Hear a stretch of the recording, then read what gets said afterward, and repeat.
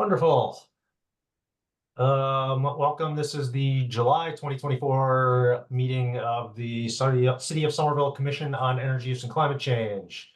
Let's start with a round of introductions. Perhaps just your name, and where in Somerville you live or work or affiliate yourself. So I am Larry Yu, the chair of the commission. I live in the Davis Square area, and let's just popcorn around, I think. So Julie, how about you? Hi, Julie Wood. I live in Teal Square.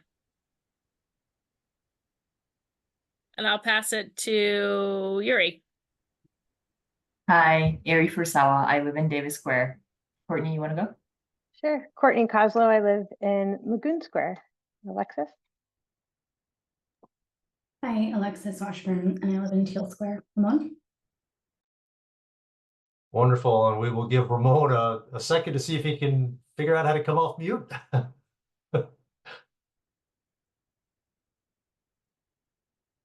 Ramon, I just clicked on Zoom saying ask you to unmute, so you'll probably get a pop-up on your phone to unmute if I'm doing that, if that makes it easier for you.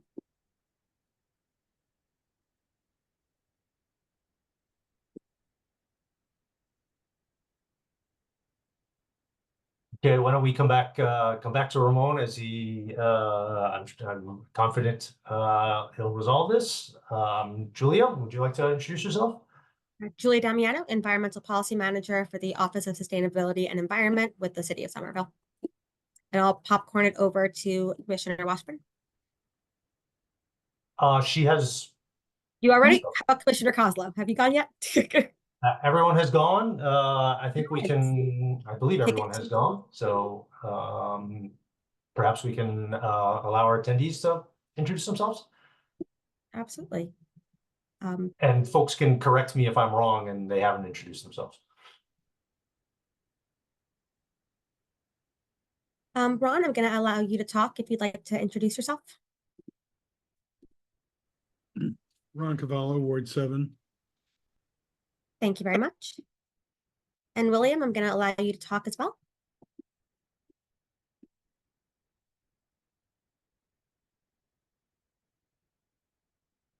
If you don't want to introduce yourself, that's fine. You have the ability to talk now, though.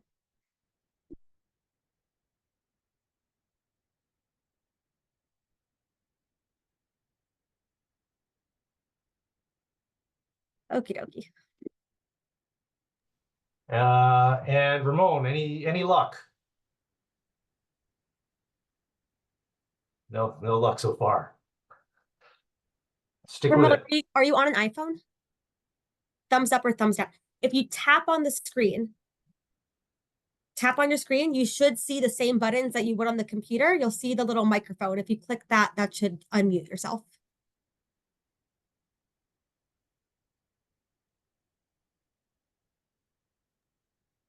Tap toward the top. Tap toward the top. That's where I always go wrong. Personal experience.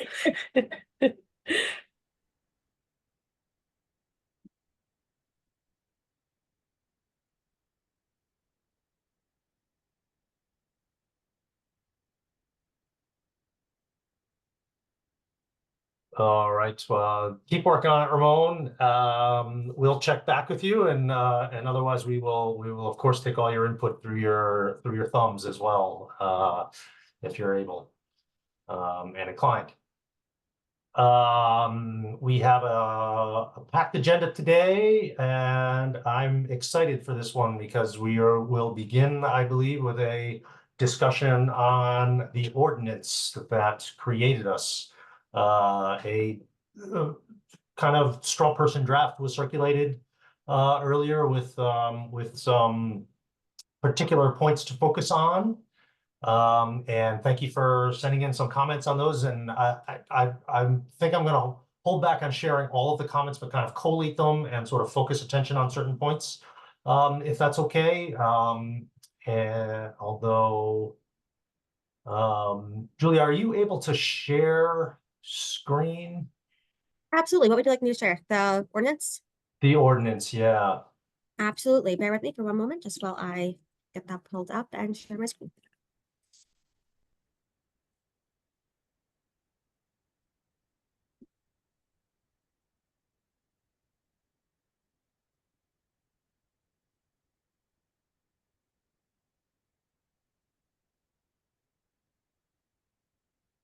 All right, just bear with me for one more moment.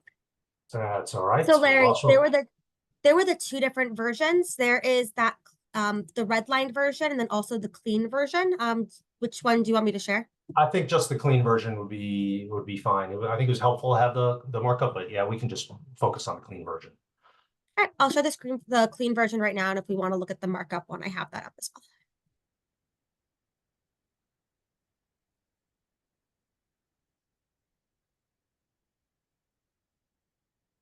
Super All able to helpful. see my screen? Yes. And yeah, perfect. I think that's a good I can zoom in or out according to preference. Just let me know. that should be fine for at least for now. I think that's fine. We'll see if it works out. So I think I focused attention first on section 2-304, which is the establishment and function of the soon to be Climate Action Commission. So that's what you see here on top, with subsections A, B, subsections A and B. And we did get a lot of feedback on this, but we did get some, I think from Ari in particular, I think with some interesting suggestions, some good suggestions. I think in this case, I'll just have to read it out, Ari, because it's a little bit longer and hard for me to summarize. She was proposing that we include here some standards that help us reflect on the commission's work down the line and say, did we accomplish what the commission is set up to do? I think this is currently implicit and there's consensus, but naming these would help sharpen how we think about our agendas and the roles vis-a-vis OSE and the commission. Something like, for example, quoting here, as a result of Climate Action Commission's work, the city of Somerville /OSE can, 1, make decisions informed by the expertise of commission members in buildings and energy, natural resources and waste, etc. 2, extend the reach of the city's community engagement work to include Somerville's diverse communities. 3, strengthen their argument to the council, to state and federal agencies, etc., regarding grant applications, home rule petitions, etc., since these are backed by representatives from residents and business owners. I know that was a little bit long, but Ari, would you like to?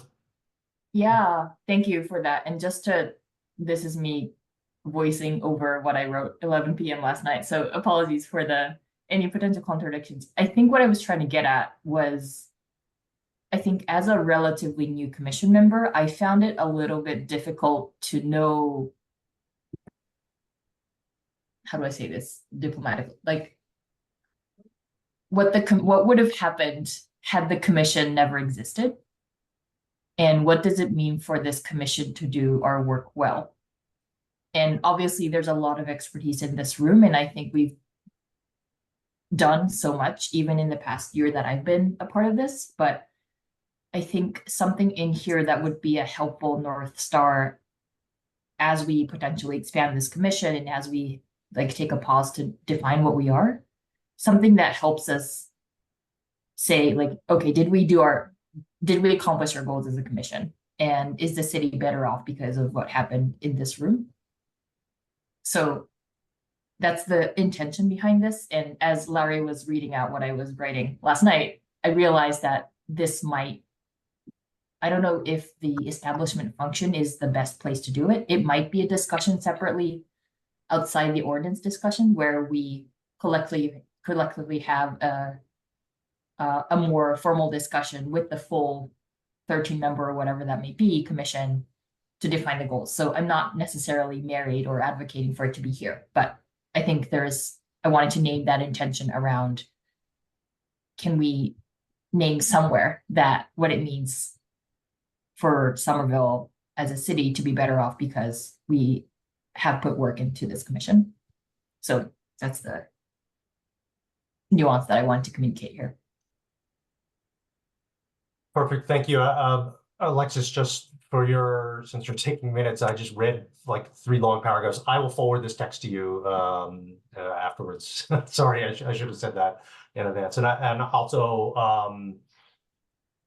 I guess just naming that I think my hope this meeting is to take in the input and talk about the input, but not necessarily to wordsmith everything today. And I think come back at the next meeting with something that we can talk about more specifically. If that's okay.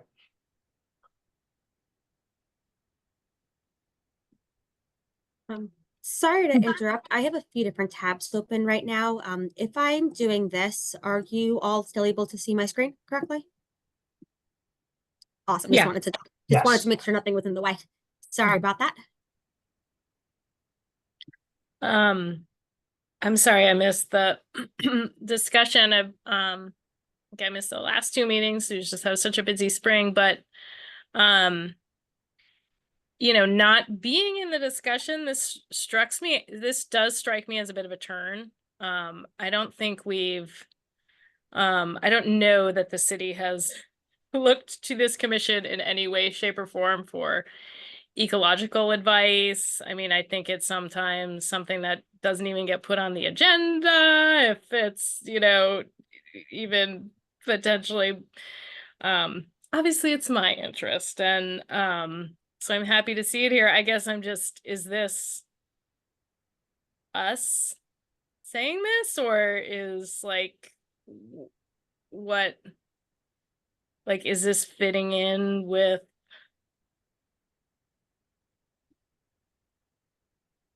I mean, we're just changing this when, is this what, like, I just am wondering, I don't know, or maybe people don't think, to me, this is a change, I guess. So I'm just wondering what other people think about that. Courtney?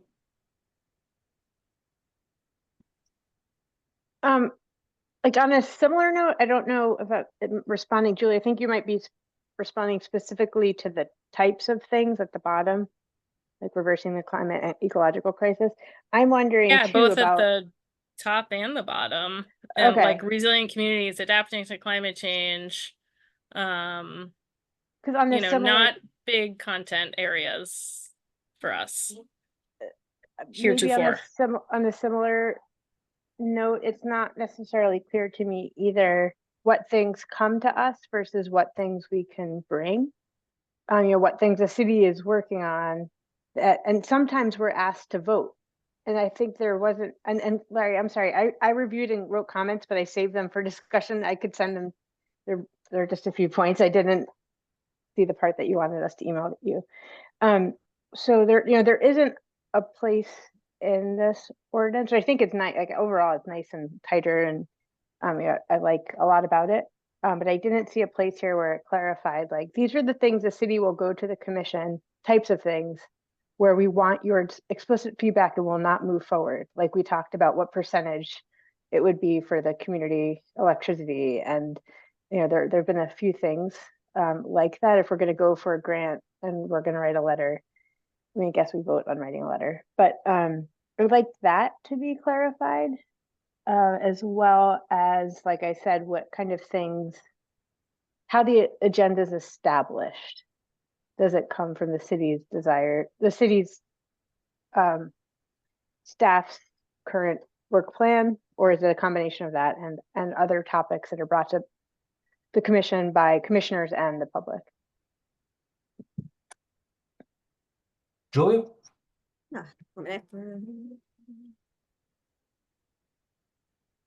Taking some notes as well on my side.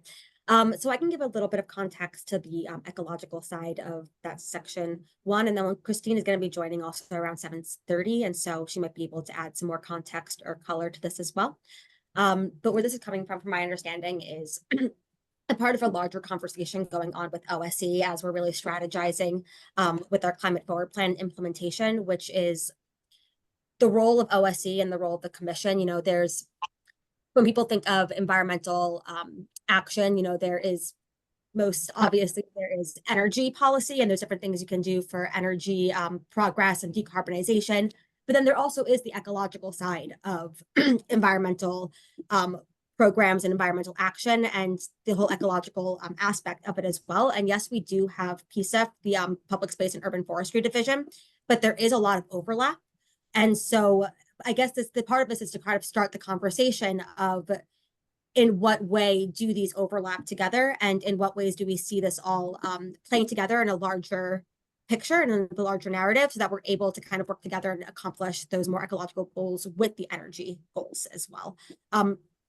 So again, that kind of that came from a strategy conversation that OSE was having a couple of months back, which was, you know, historically we really only have focused on energy and decarbonization and EVs and that aspect of environmentalism.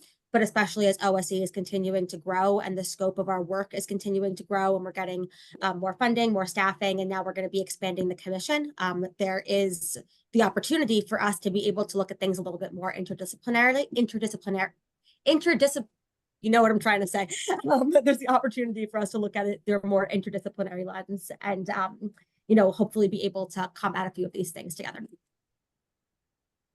That's great. I 100% support that. Then I think just in the past when stuff like this has come up, it's been like, oh no, you know, other commissions will deal with that. I think, you know, we've or I'll just speak for myself, you know, I've had some interest in some of the stuff going on in engineering that, you know, affects like water quality, which is semi-climate related. And, you know, that's kind of been like, nope, that's a different, so I don't know, maybe we could even add something about, or the word interdisciplinary into this, because I think that would be wonderful.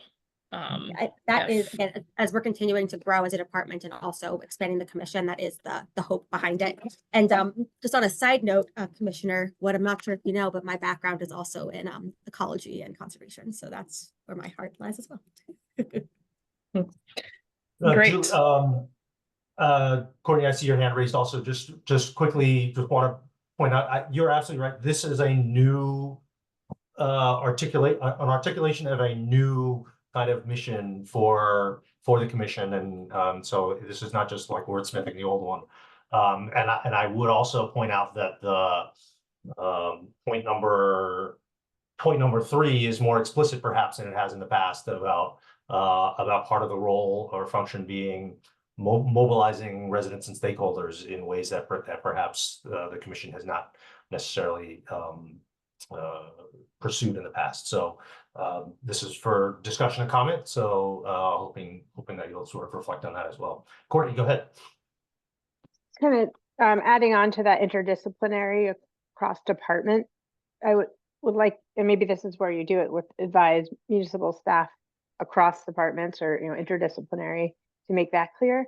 But then I know we're not yet on the membership. I did note at one point we had discussed whether there should be ex officios from other departments, which I do think there should be.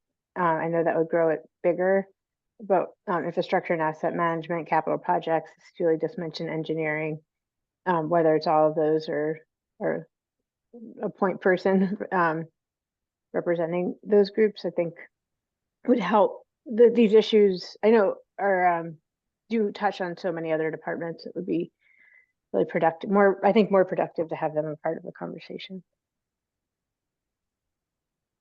Yeah, just a reflection on that is that if those members are ex officio members, they are members of the commission, and thus it changes the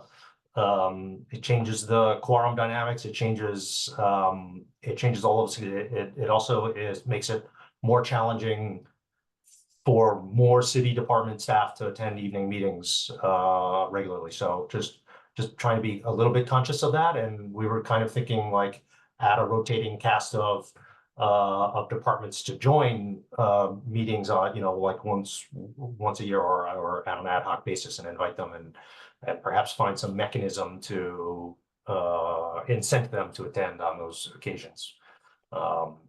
But I take your point, and I'm just sort of wondering about the mechanics of how that would work on the commission.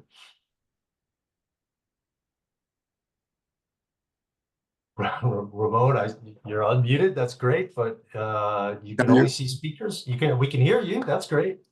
Great. I just wanted to add, in thinking about this, what I'm listening to, when I was reading the new draft, and I saw the title climate action committee, or what, I forget how it's phrased. The question that came to my mind was related in the sense that the title was, very accurate to what we're doing right now, but I was wondering if that was meant to be limiting to that versus were we supposed to be fully supportive of, say, OSC, and if so, whether sustainability should be, or something along those lines. And that's where this whole ecology thing echoes what I have been thinking, which was whether the title of the commission should be different if it was to include the possibility of, supporting and advising on other sustainability related issues. I can see how in not too many years from now, something like the cities being asked to be more proactive in requesting action from other elements of state levels of government on plastics, for example, overwhelming, the capacity to deal with plastic waste and all that kind of stuff. So it comes back to I'm perfectly fine with having ecology or sustainability or something like that be part of the mission if that's what's required. But in that case, Climate Action Commission seems very narrow title. Okay. Thank you for that. I'd like to move on from this section. As I noted, please send further comments if you have them, and we'll try to take that on board and really iron out a next draft. I would like to talk about the membership and appointment term and removal part. So section 2-305. Would it be possible to zoom out a little so a little more of the text fits? Well, maybe that's too much.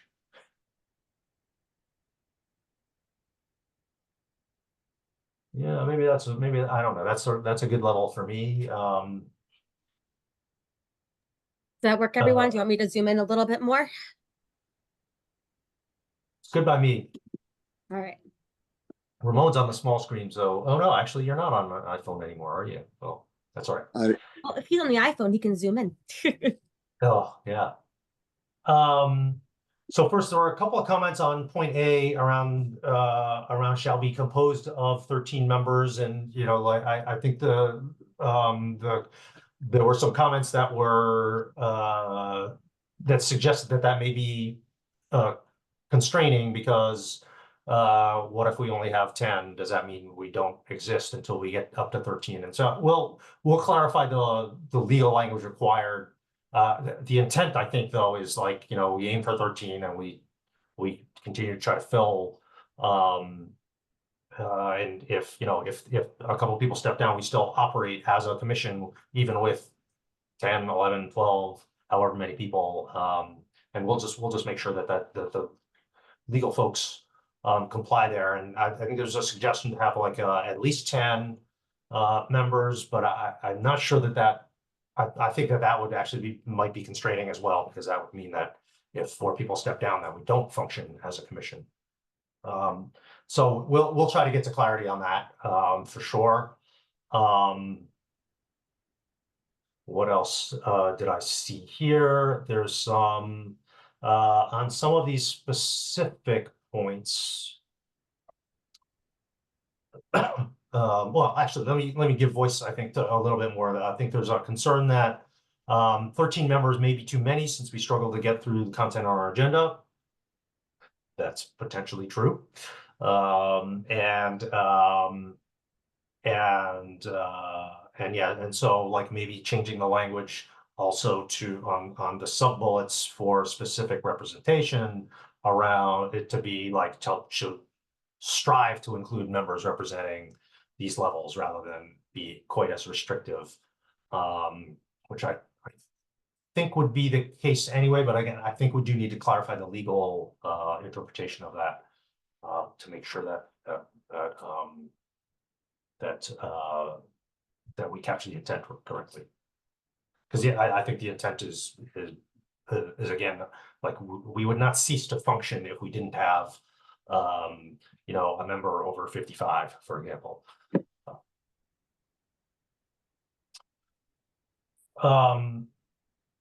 So some of the specific points, point one, at least one member shall be a renter residing in Somerville is one too low, given the rental population in Somerville, and I'm open to opinion on that.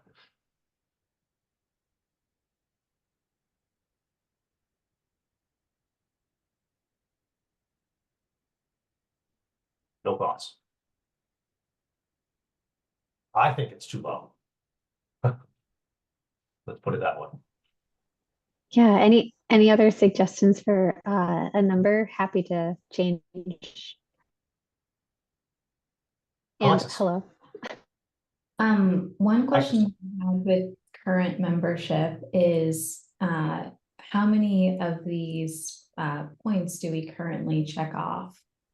And so sort of where are there, and then recognizing also that people can embody multiple sort of stakeholder groups as well.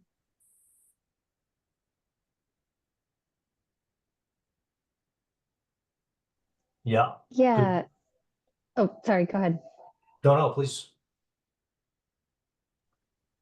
I just wanted to note that I think in terms of the second point on, folks can be, we contain multitudes, as they say, but we are there is a line in here that says, folks that are on the commission need to embody at least, I think, one or two of the qualities listed here, so that we're not, just appointing people to, like, because they,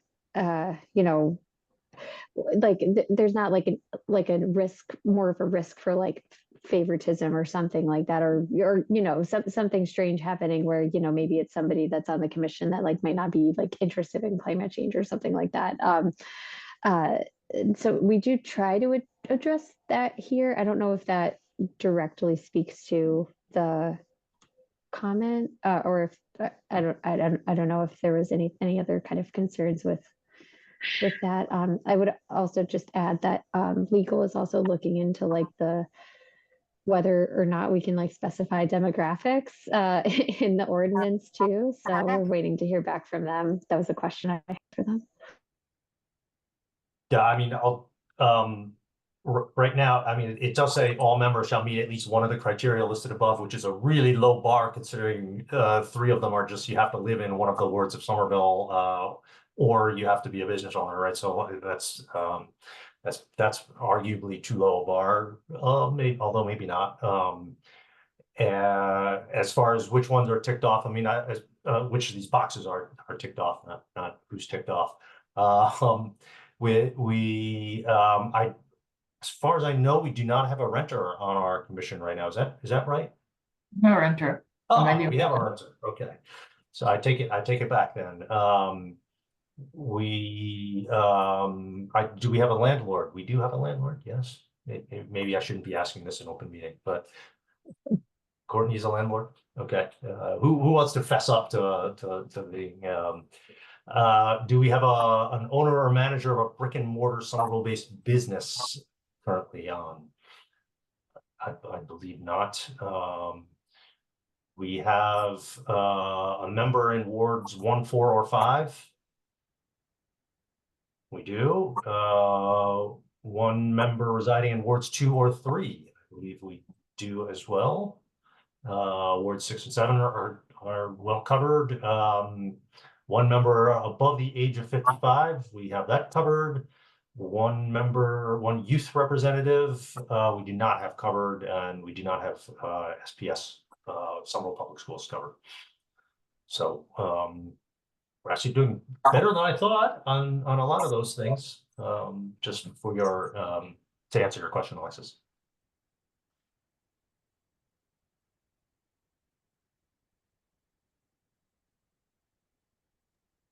Okay, so I think, oh, go ahead. Oh, I was just gonna say, super technical point, kind of off of what you were saying, Christine, to get back from legal.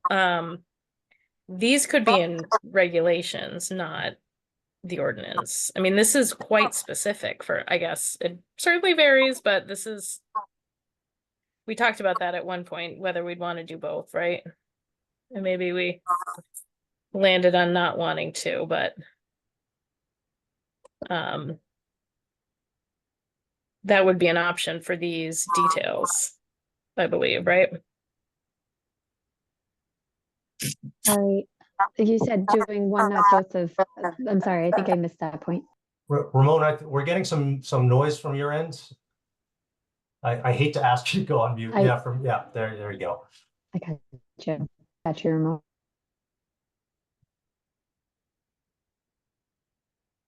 I was just saying that details like this could be in regulations versus within the ordinance itself. If there are technical issues, if we are less confident or feel like these things are so much about this moment in time that we'd want more flexibility, you know, like the number of renters, I guess. That could be a way to go with something like this. I don't want to make more work or make more of a process, but you know, I don't read a ton of ordinances, but I do occasionally read them for work, and you know, it is usually a little bit more the specifics get written into the regulations.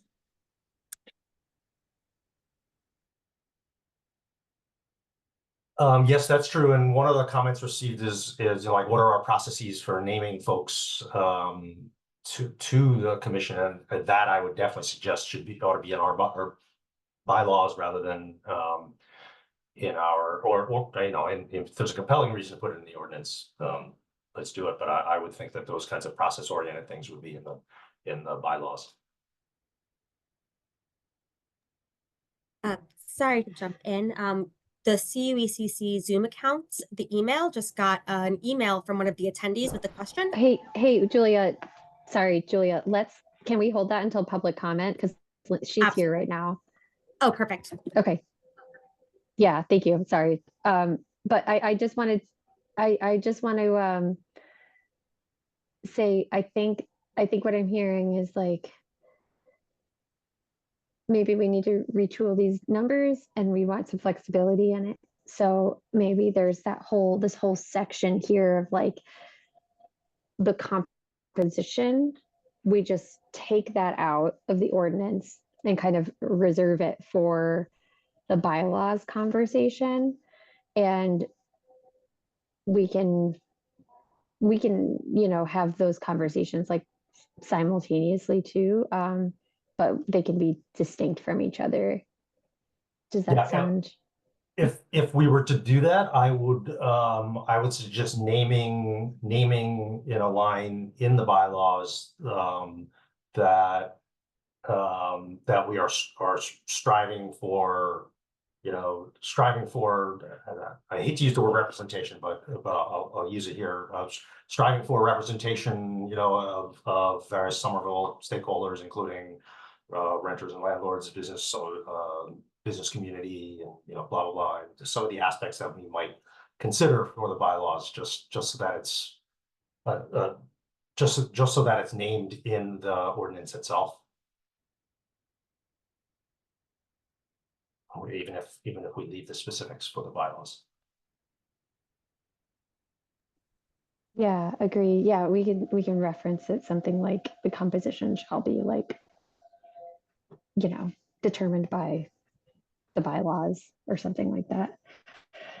Could we say, I guess, just as a more theoretical matter, maybe you would like something, Larry, along the lines of whatever word will include, you know, members from groups who will be overburdened by climate change or disproportionately burdened. Like, I mean, are you trying to emphasize that aspect of it? Because that could be a good fit for the ordinance.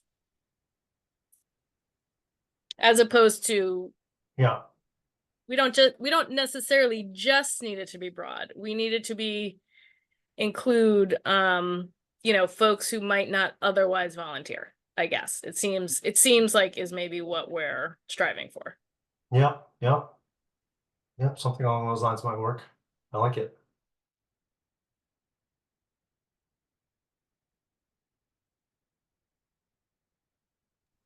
Yeah, this is really awesome. Thank you all. That's a really good point. Good point. Just for purposes of not abandoning the discussion about these items, while we have some feedback that's kind of hot off the press, it might be helpful just to name a couple of other things just to complete the thought, if you will, even if they don't go in the bylaws. There was some feedback that that we have youth representation, but we're not explicit about having university or grad students represented. And which I found interesting. I got some feedback from Urban Forestry, which has a youth member on their commission, and I think there's one youth member, and that person often feels a bit marginalized on that commission, or at least the sense is that they feel marginalized, and so they don't quite participate as actively as potential. And so like having someone that's a closer peer, having perhaps like a secondary school age person on, as well as, you know, a tertiary school age person, just to give a little bit of a peer sense might be helpful. So maybe we would consider having kind of two youths, one younger, one a little bit older. Yeah, I think it's a great idea to have someone like you know, maybe like one spot for like specifically like school age, and then the other, sorry, I'm talking to my dog, and then the other one to be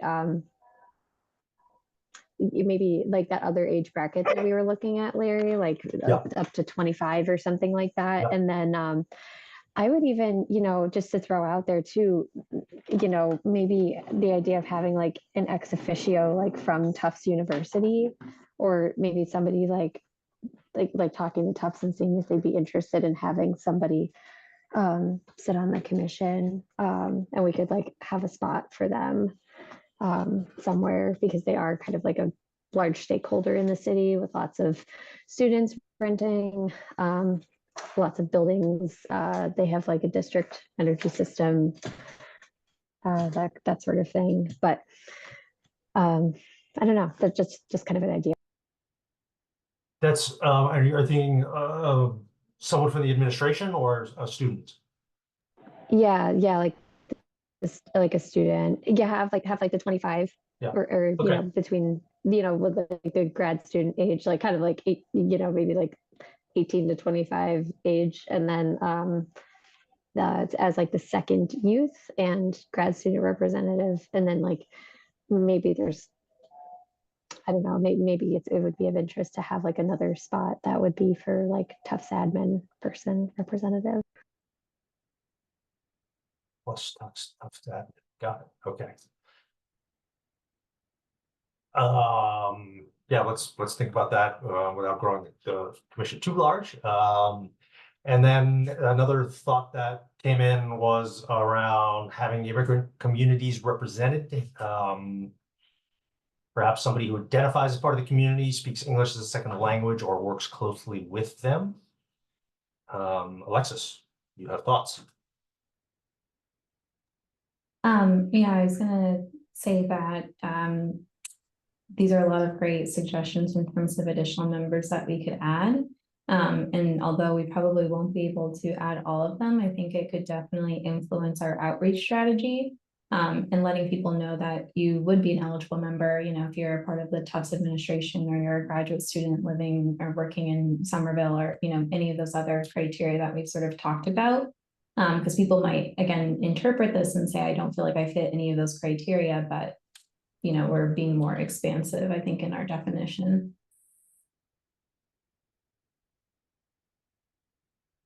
Yep. Awesome.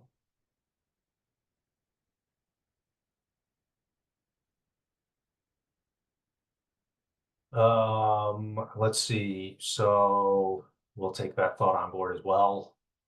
There was some input on process, and then lastly on a composition. I think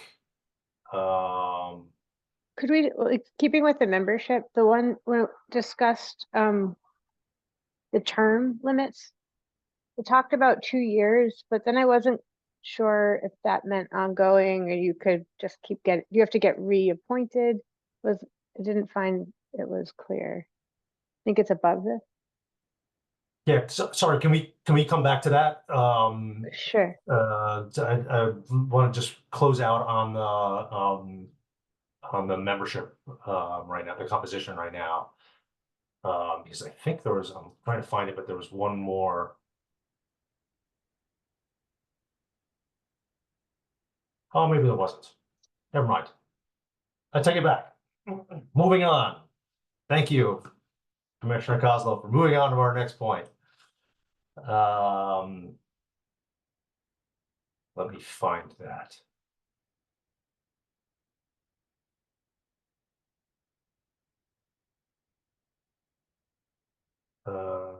Did we have the term length in here?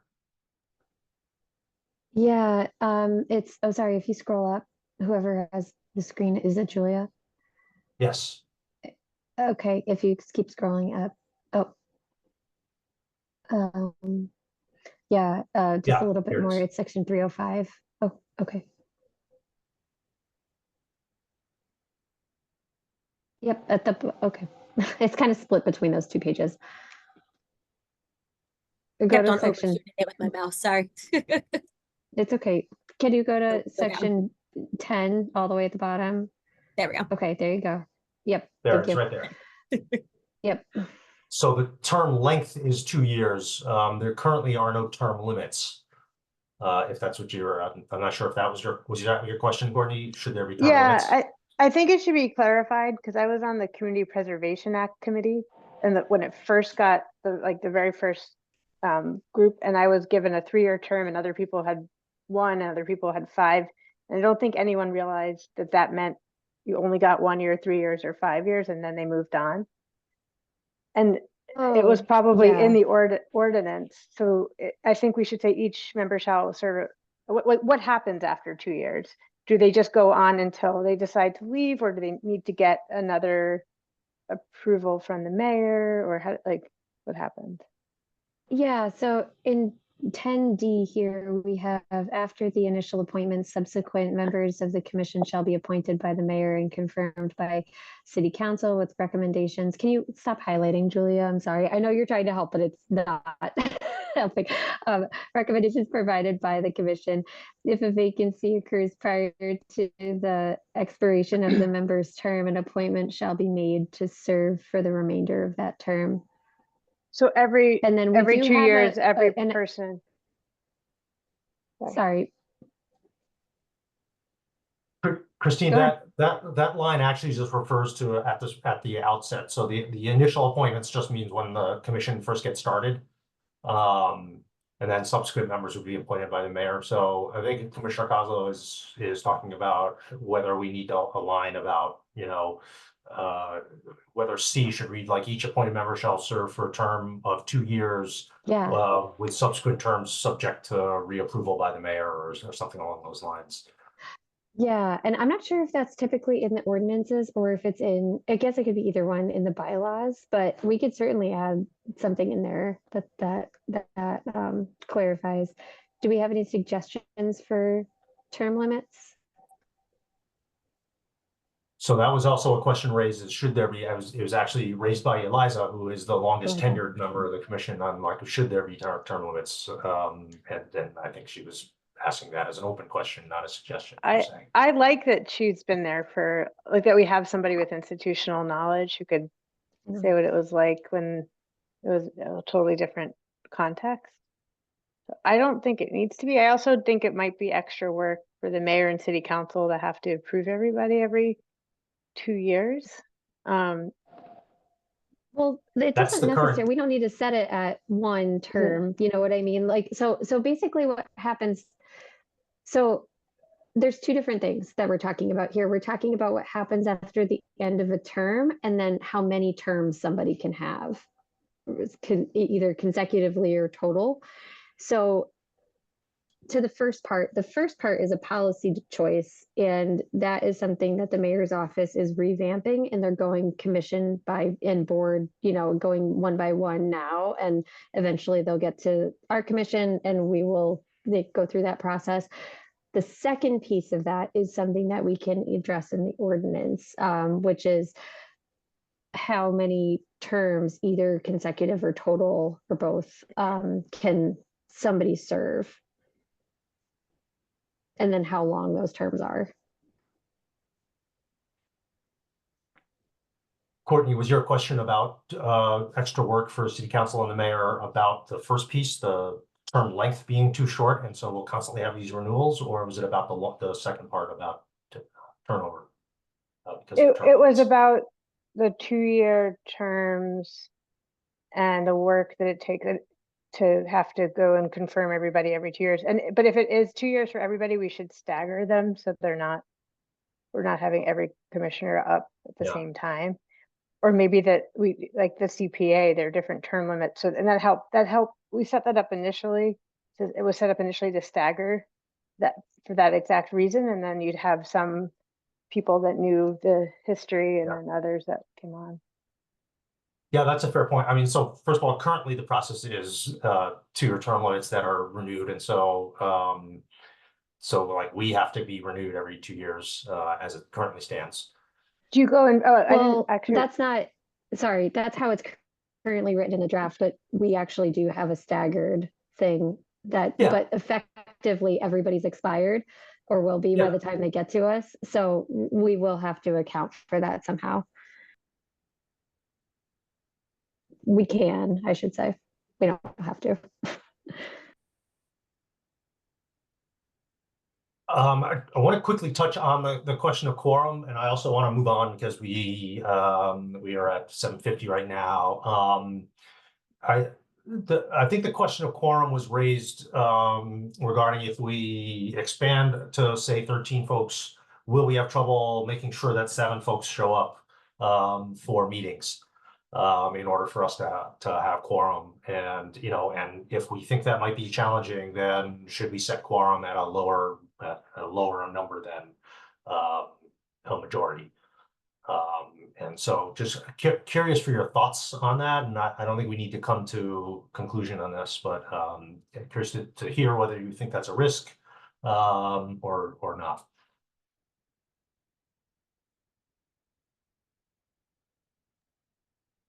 Alexis? Oh, sorry. I was just going to add that it feels hard or difficult to decide sort of what the quorum requirement should be when we haven't officially confirmed what the number of members should be. That's fair. Can I just say, like, let's say we went with 13 as stated here. What would your thoughts be then? I like it. I just had one clarifying question. The quorum applies to non-vacant seats, is that correct? It applies to current serving members, the number of Okay. current serving, yes. Okay. So vacancy, if we were, due to vacancies, Right. having trouble getting that business owner, and we're only at 9 members, Yeah. for example, the quorum is 5. That's right. Okay, that's what I thought. Yeah, I think majority is good. I like that for a quorum rule.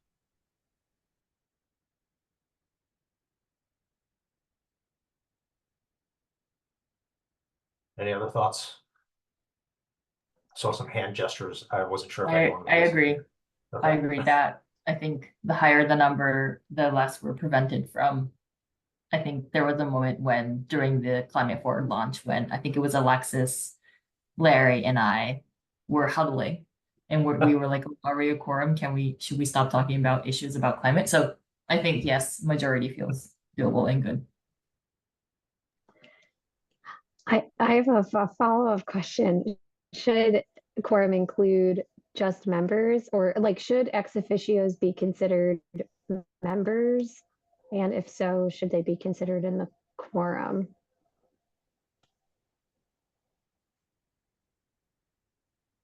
I had thought that they were Any members thoughts and there?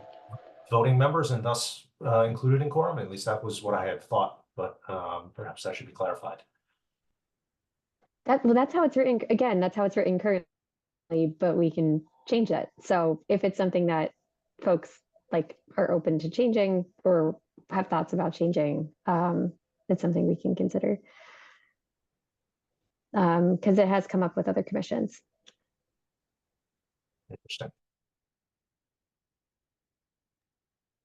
You guys are good I- about attending, so I would keep you in the quorum.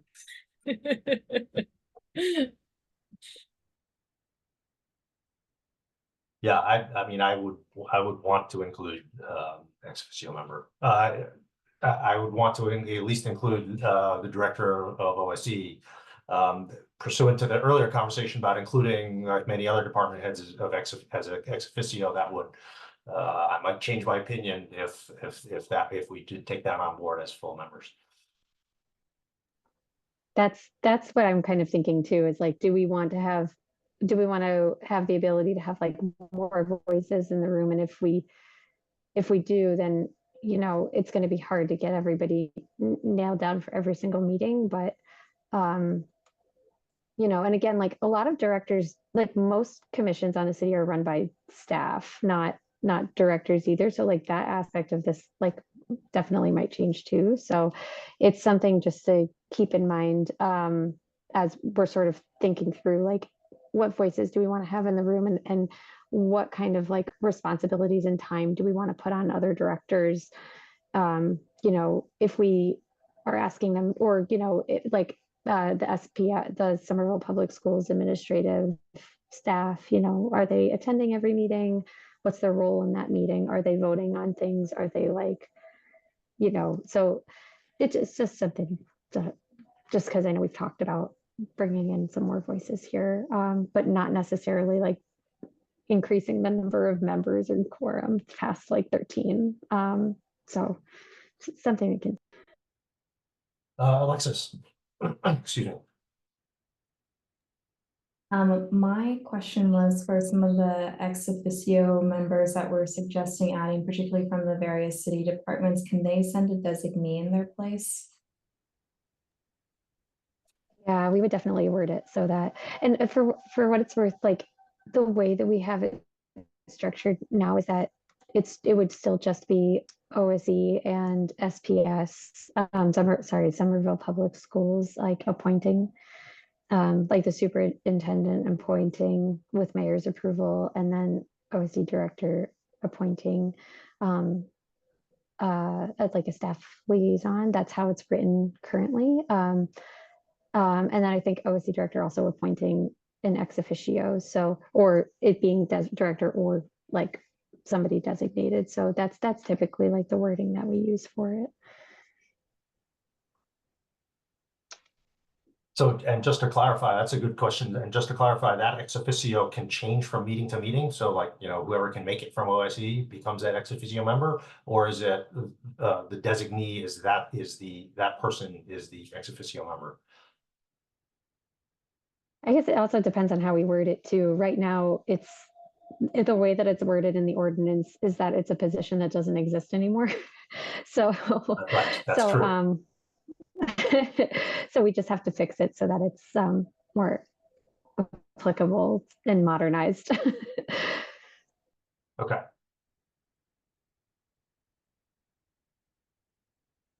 Okay, well, I want to open for public comment as well. I know we've been chatting for a while on this, and I think it's important. We've put it off for too long, so I'm glad we were able to have this conversation, and hoping to bring it back to our next meeting as well, whether it's August or September, and I think it's August, and then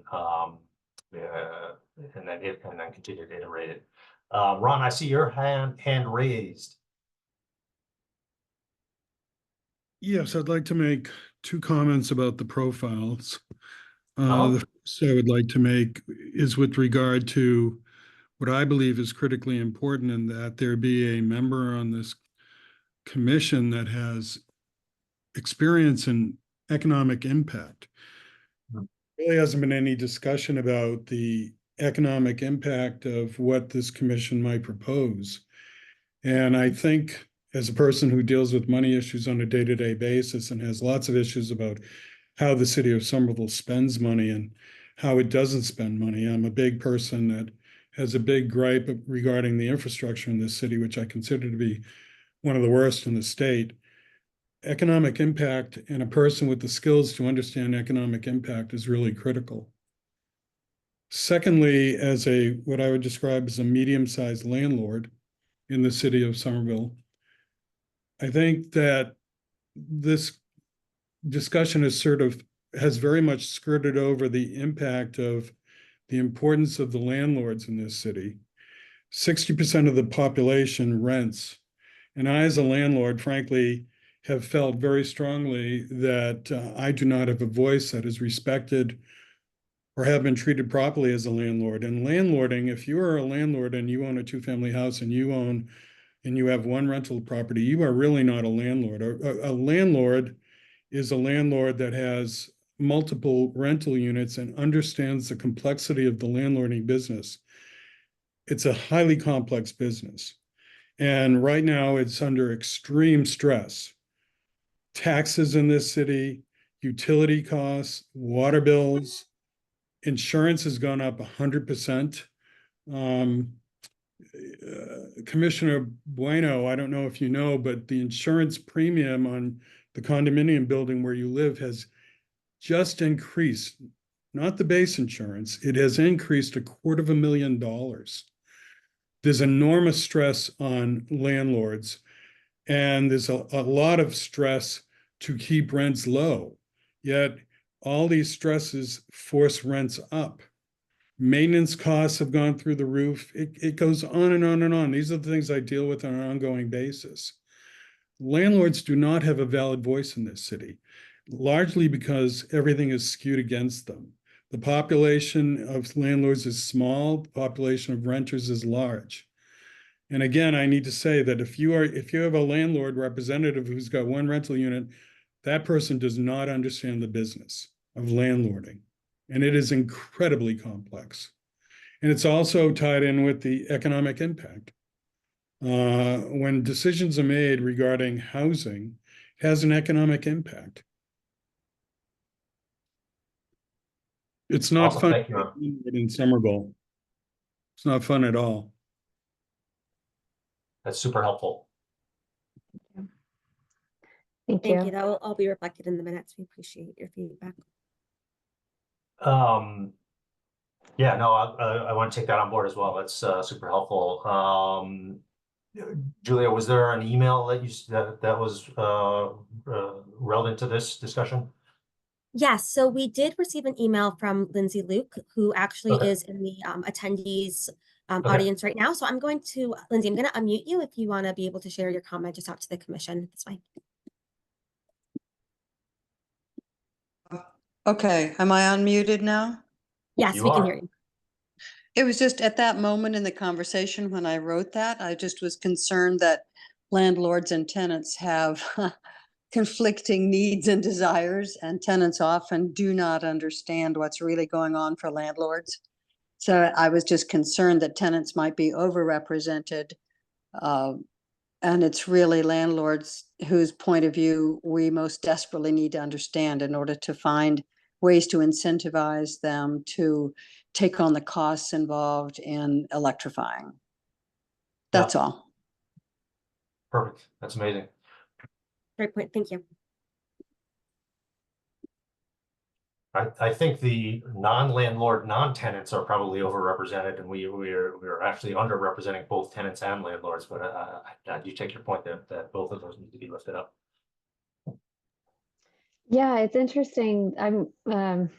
I appreciate like folks being willing to volunteer that they are, that kind of self-identify as some of the things in the ordinance, because, we're rewriting this thinking, hey, we want to up the representation, but we currently have that representation. So what does that mean for the changes that we want to see in here? So, and it's really great feedback tonight from participants and members. So thank you all very much.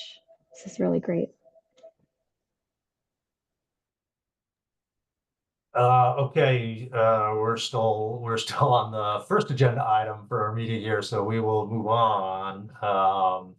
The second agenda item was around school decarbonization and seeing if there were.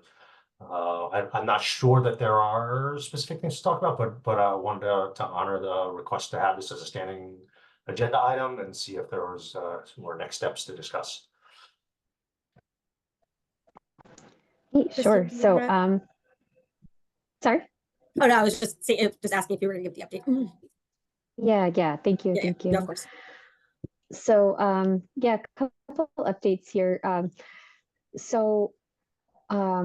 I think that a question had also come in from commissioners over the course of the past few weeks too, asking for sort of an update on the mobilization or kind of the implementation of Climate Forward. So this first bullet point sort of encompasses both SPS and Climate Forward. So we're looking to create an interdepartmental task forces that would streamline the decision-making process for decarbonization efforts. And we're hoping to include SPS in that. And the effort itself does include SPS buildings. So this summer, we're creating a long-term strategy, like a 10-year strategy for how to meet our shared goals here with SPS and the city.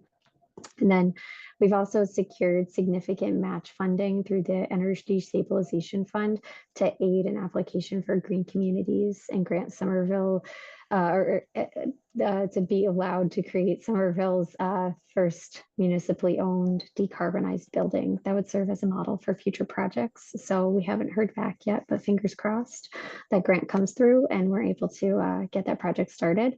And it would be 42 Cross Street. And I think that this might have been mentioned last time, but just to, I think it might be worth just calling out that we had an amazing April break session called Climate Camp, or at Climate Camp, that was called the Climate Tech Academy for middle schoolers at Somerville High School, and high schoolers were hired to help run the program. We were also awarded technical assistance grant from the Department of Energy Resources to help create a decarbonization roadmap. This would admittedly be like pretty high level, but it would be a good first step towards figuring out how we are going to reach our decarbonization goals in our municipal and school buildings. And it's something that's available to specialized code communities. So that's really exciting. We're hoping to become admitted into the Climate Leaders Program by the end of the year. So fingers crossed that'll open us up to even more opportunities for grant funding. So stay tuned for that. We also just recently last month completed the 5th round of the Climate Ambassadors Program, which is open to students 16 years or older, with a celebration at Somerville High School at the end of last month, attended by Mayor Ballantyne. And then the city is about to launch its 3rd Mayor's Climate Justice Youth Summer Jobs Program, and 2 interns are going to be starting at, or have started at OSC this week. And they're going to be working on creating social media templates for us. And then they're also going to be working on figuring out, what kind of extracurricular activities do they want to see in schools that are climate related, so they can help us design some, curriculum and activities, so that, hopefully we get some more student involvement there. And then OSC and Somerville Public Schools are working jointly on doing a district-wide kitchen organic waste disposal program. And then sort of in the same vein, 3 10th grade students recently connected with us and talked with us about composting, and their project actually won the Civic Day competition. So that was pretty cool too. But yeah, so those are some of the updates from the past, not exhaustive of all the updates from the past 2 months here, but just a kind of a highlight reel there. Christine, there's a request to, okay, I see you see it, but provide those updates over email for the purposes of the minutes. or for any purpose really. But Courtney, go ahead. I also, that's all really exciting. And for the interdepartmental group that's meeting, that you are, I said it will be, or you will be meeting soon. I wanted to know, I might have said this before, that I think it's Eversource through the new Mass Save program that's being relaunched with the new 3-year plan, has a ability, they have technical assistance, I don't know if you have this, to help create decarbonization phase-in plans over time. And I think that OSE already has done half the work that would be done in understanding what kind of carbon impact buildings have, and all the the consultants that have helped create that led up to Climate Forward update. But I don't know if you're connected with them. I'm in touch with them if you want, but I think they have some kind of free to the city resources to help with that. Yeah, I'm curious. Well, so we have biweekly meetings with them. Well, I personally have biweekly meetings with them, but the engineering and planning team meet with them on a weekly basis. So With Massive? No, with Eversource. But with Mass Save in particular, we just submitted comments on the 3-year plan, and I failed to mention it, so I'm sorry. But are you referencing the 3-year plans for 2025 to 2027? I think I might be conflating a couple of things, because I know that the plan is coming up and they're shifting away and they're doing decarbonization instead of energy efficiency. But this technical assistance program to help municipalities with phase-in plans for decarbonizing schools exists, and they're looking for people to help. So my understanding is that is something, and I'm curious what Alexis has to add here too. My understanding is that that's a proposal in the 2025 to 2027 3-year plan, and it's only being as it's proposed now, it would only be open to 21 designated equity communities in Massachusetts, and that does not include Somerville. It's a group that was determined by a state equity working group. So in our comment letter to them, we asked them to, the EEAC, to the Energy Efficiency Advisory Council, to expand that to environmental justice communities as designated by the Commonwealth. So for what it's worth, we have had some advocacy in that area too, and I'm sorry I didn't mention that. But if you're aware of other programs that, feel free what to you're describing connect with Eric. I think that I had connected you and Eric, and he's the person that handles all of that. Okay. Great. Alexis, do you want to jump in? Sorry, trying to take notes at the same time. Yes, I wanted to add, because I also sit on the EEAC, and so it currently is a proposal for the 2025 to 2027 plan, although there are often times where there are proposals for the next plan term, but there's implementation work that's starting to happen now, and so there's obviously communication that's happening with municipalities and schools already. But I think, Christine, you're correct in that the additional financial support for schools would be focused on the 21 communities that have been established by the EAC's equity working group. Although it's possible that some of the technical assistance might be available to schools outside of those targeted communities. And so I think that's a good clarification question that we can bring up, and I can ask that next week. Super. Thank you. Anything else on the schools? All right. Any public comment on the schools? Please raise your hand, and we will come to you. And we'll begin talking about the next agenda item. But if you raise your hand, we'll come back to it. On the policy side, the Senate has released an omnibus climate bill, which included, that's the Massachusetts Senate. And I I believe I'm actually, like, I thought I knew where things were, and then it was the July 4th holiday, and I feel lost again. So I'm not actually sure where things are. Perhaps someone else can provide an update on, that would be Julia. Got it. I can give an update on this one, Larry. So the Senate did pass the climate omnibus bill, which I'm sure all of you are familiar with the fact, the way that they've been doing it the past few years is that instead of, voting on several different bills, they've been opting to really look at one larger bill encompassing many aspects of different climate bills going throughout the committee. So the Senate did pass. We're still waiting on a vote in the House right now, but generally speaking, the highlights from the bill was that there's a proposed ban on third-party suppliers, not community choice, but third-party suppliers beginning in 2026. Statewide requirements for utilities with pole mounted EVSE. Can't talk today, can I? Also, statewide requirements for condo associations to allow EVSE and efficiency measures. A new environmental justice office in the state EEA. New sitting and permitting boards and initiatives, as well as municipal level permitting and siting requirements. I said citing, sorry, dyslexia. There's also going to be a proposed new fund for entities to access being an intervener in DPU cases, which is, I think, interesting because intervening is always a little difficult.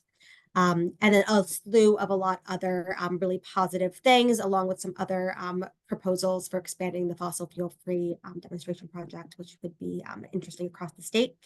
We have not quite yet determined. Just one Yeah, clarification.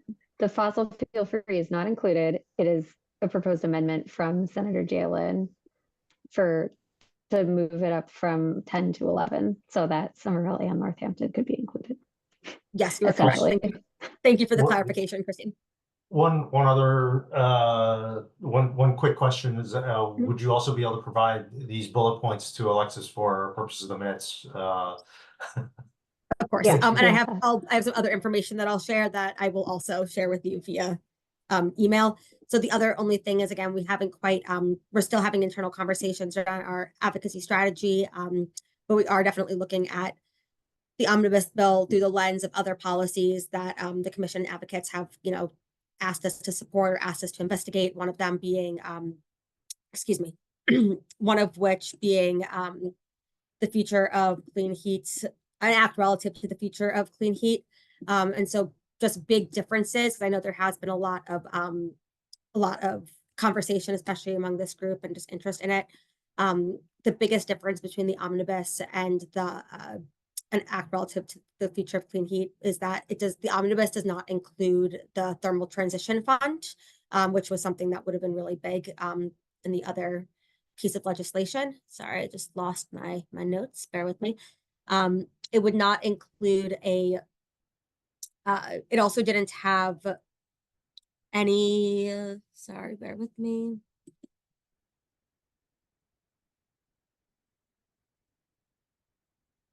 Yeah, there's no thermal transition fund. Then also there was a lack of emphasis, not as much emphasis around EJ and also workforce development, like it was spelled out exactly in the clean heat bill. And also there was some misalignment with how that bill proposed with, how that bill aligned with the Clean Heat Commission's recommendations in the first place. So doing a lot of analysis in terms of how things compare and hoping to have some more information to share with you guys soon, but we will keep you updated, and things are moving to the Senate, to the House. That's helpful. And also, again, I lost track. Has the House released either an omnibus bill or a skinny bill or anything, or are they still just sort of working on it? They have. Yes. No, they have released yeah, they have. That's what we look, okay. That's where we're getting this information from. Yes. So we can share that with you. Right? Sorry. Right? No. I thought that was sorry. the Senate. Sorry, that was the Senate. I'm sorry. Yes. I haven't seen the House release anything yet, but I can double check as well. The House hasn't. No, yeah, the House hasn't. It's still sort of like in that advocacy phase, kind of. I think they're supposed to vote this week, though. It's Rumor has it. Right now, yeah. Yeah. Alexis? Yeah, I just wanted to highlight that some of the big concerns that I've heard from environmental justice groups is obviously the lack of emphasis on environmental justice, especially when it's already defined in statute. And so the reluctance to use an existing definition, I think, was really disappointing to a lot of folks. And so certainly if Somerville is doing any additional advocacy or the commission decides to do any, I think I would highly suggest emphasizing the importance of that inclusion. And sorry, inclusion in which piece of it, or just generally? I think just generally, I don't have a specific suggestion of necessarily where, but I think using it at a high level and using an existing legislatively defined definition is really important, because then it also provides a working framework for people going forward. And so it doesn't necessarily have to be defined more specifically within this bill or be in conflict with the previous definition, and certainly other legislation that has since forth used that definition.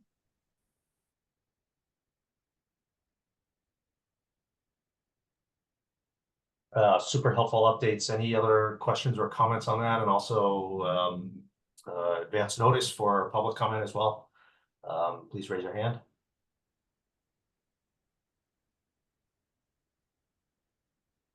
It does sound like what I think we'd love to sort of hear how the advocacy, how any advocacy by the administration plays out. So just would love to be in on that.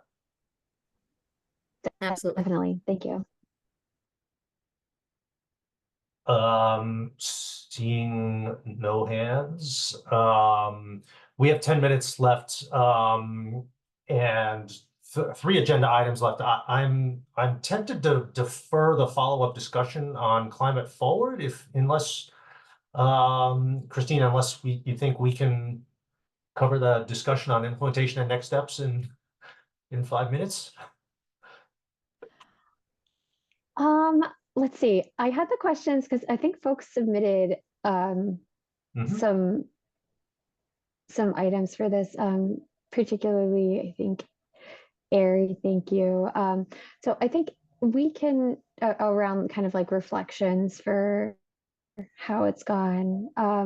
So maybe we can save that until next time. I think that sounds fine. And then if you want, I can give like a brief charge for charge update.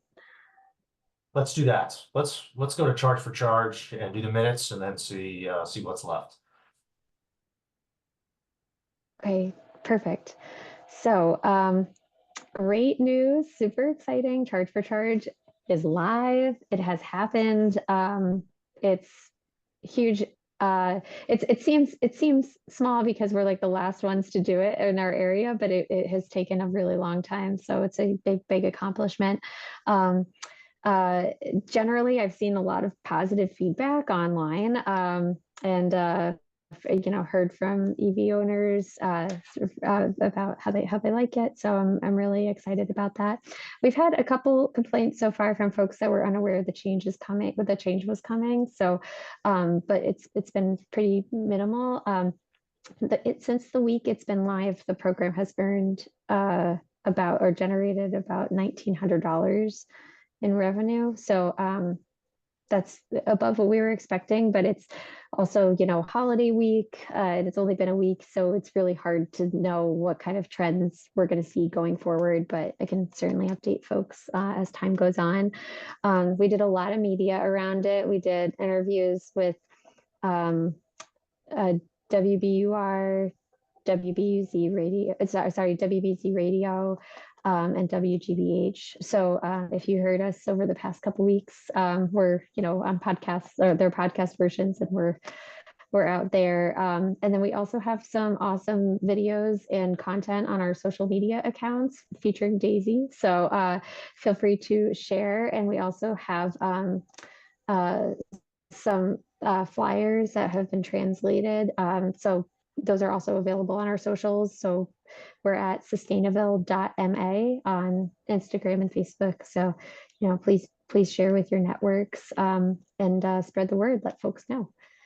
But yeah, any questions, any kind of feedback that folks have seen? There's signs up at all the stations around the city. So hopefully those are weathering the storms that we've been having and the holidays and everything. But yeah, so if you know, feel free to keep spreading the word, and if anybody has any questions or comments or feedback, would.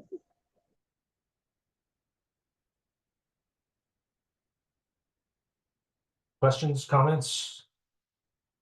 Public, please raise your hand. I'll just note, I was at like a block party in mid-June, and people were talking about charge for charge. I mean, they said charge for charge. I think they said like the city's going to start charging for electric vehicle charging now, and no complaints really.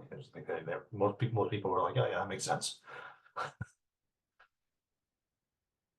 Yeah, if it were like 5 years ago, I think it might have made a bigger splash.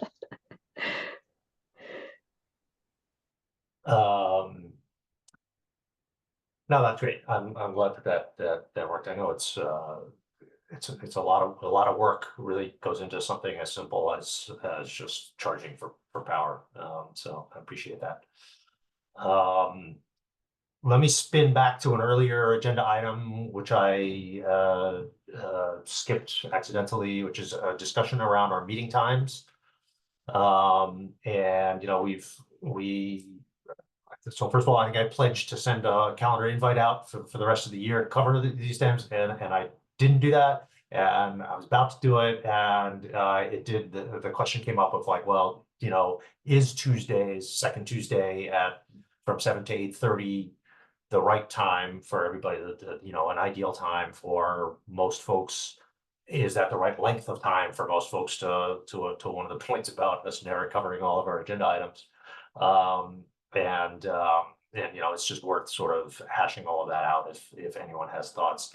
And I like, just to open the frame a little bit, like, we don't necessarily need to meet in the evenings either. If I don't know if folks have flexibility to meet, end of the afternoon or lunchtime or mornings for, breakfast meetings, things like that, then that might change the participation levels both for us as well as potentially in our outreach. So just open to thoughts there, without trying to guide anyone, because I have some flexibility one way or the other.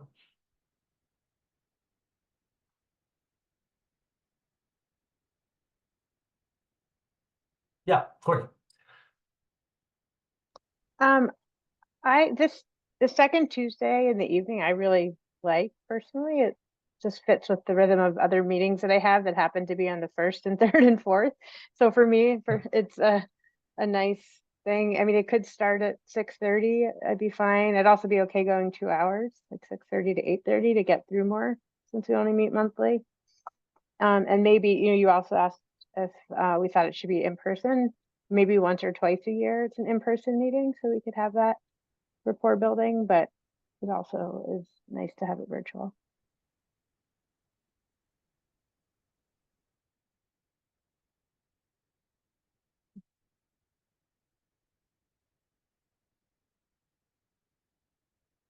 Alexis. Yeah, I would add that the second Tuesdays of the month generally work for me, and I think that the evening time has been great. I know I'm rushing to eat dinner before 7 p.m. oftentimes, so it gives me enough time to do that.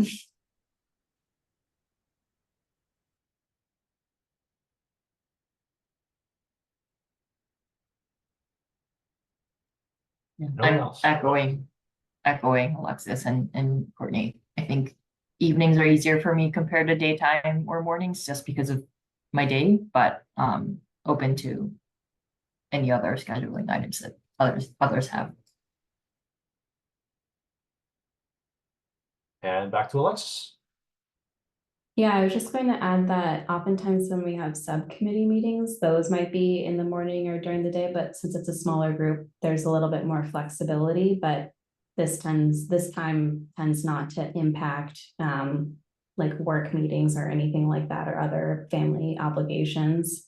But I think if we do meet in person 1 or 2 times a year, I think we could also consider a different day or time, just recognizing that people will have to commute in. So if we wanted to meet, Thursday at 6 p.m., then that might be a better fit for meeting in person. So just the flexibility to do that.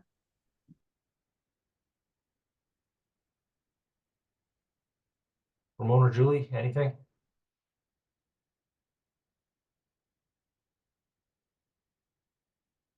Okay, I will schedule your entire days. We will have a retreat for both of you two, every month. All right, thank you. That's helpful. It does sound like the consensus is to keep second Tuesdays for continuity. Sorry, Christine.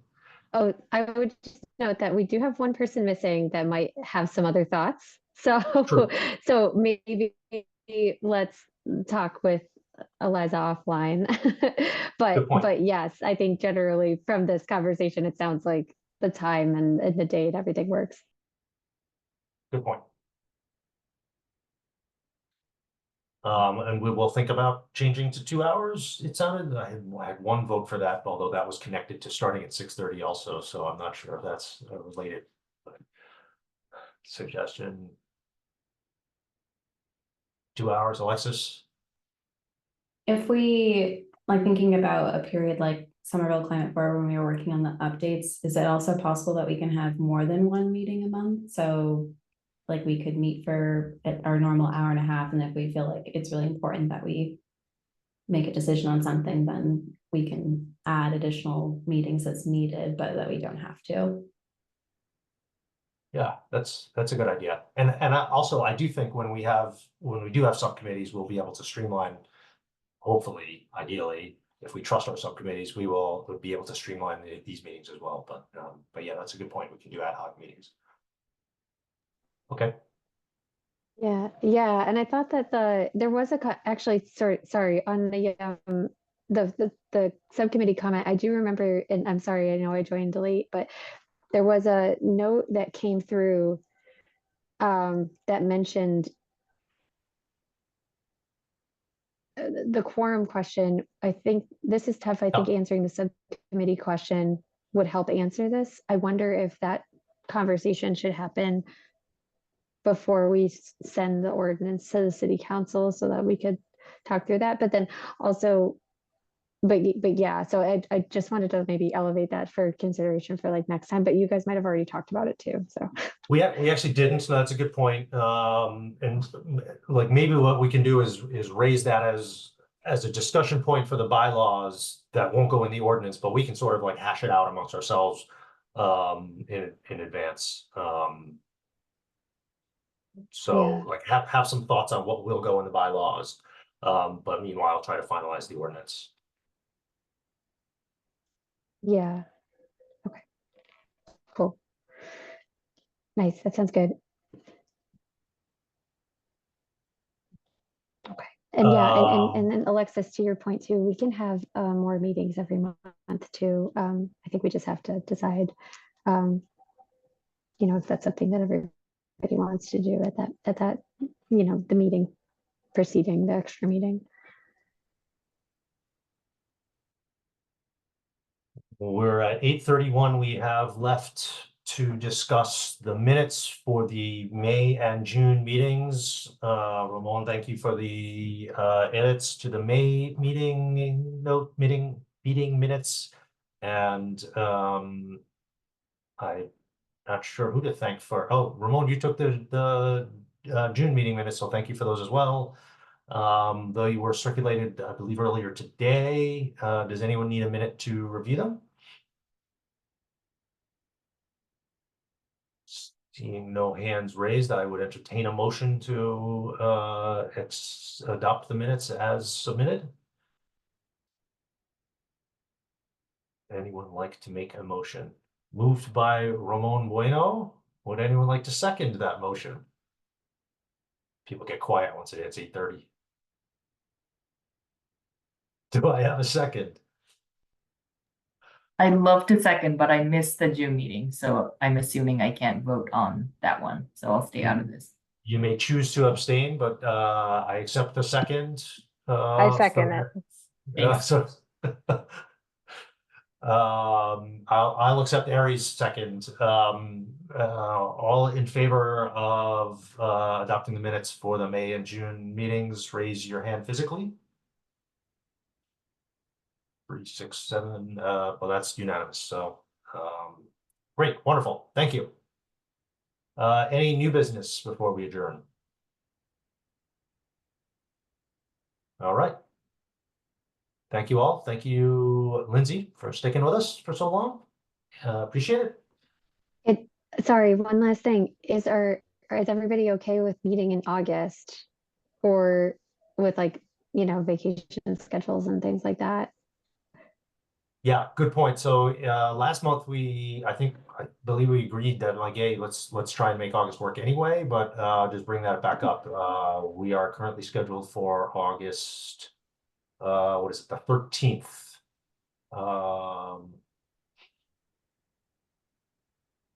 Can anyone not make it on the 13th, or is anyone a little iffy on the 13th?